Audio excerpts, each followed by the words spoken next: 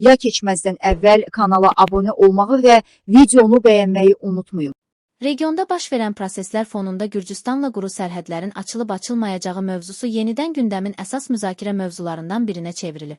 Xüsusilə karantin rejiminin müddətinin uzadılması və ölkə daxilində aparılan əməliyyatlar fonunda ictimaiyyət qarşıdakı ildə sərhədlərin taleyinin necə olacağını maraqla gözləyir.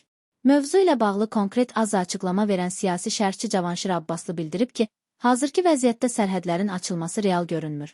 Onun sözlərinə görə Azərbaycanda karantin rejimi yanvarın 1-nə qədər uzadılıb və bu quru sərhədlərin yaxın zamanda açılmayacağı ehtimalını gücləndirir. Karantin rejiminin uzadılması o deməkdir ki, quru sərhədlərin açılması hazırda gündəmdə deyil. Düşünürəm ki, ilin sonunda məsələyə daha çox aydınlıq gələcək.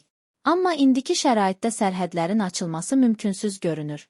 Siyasi şərhçi əlavə edib ki, ehtimallara görə karantin rejiminin müddəti aprelin 1-nə kimi yenidən uzadıla bilər. Bununla bağlı xəbərlərə rast gəlinir.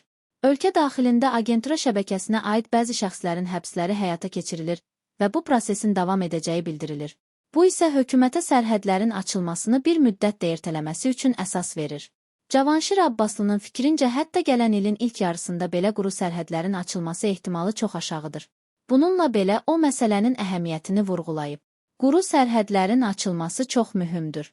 İnsanlarda artıq immunitet formalaşıb və sərhədlərin bağlı qalmasına müəyyən qədər öyrəşiblər.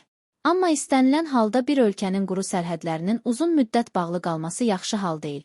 Xüsusilə də qonşu Gürcüstanla sərhədlərin bağlı qalması sadə vətəndaşların cibinə birbaşa təsir edir.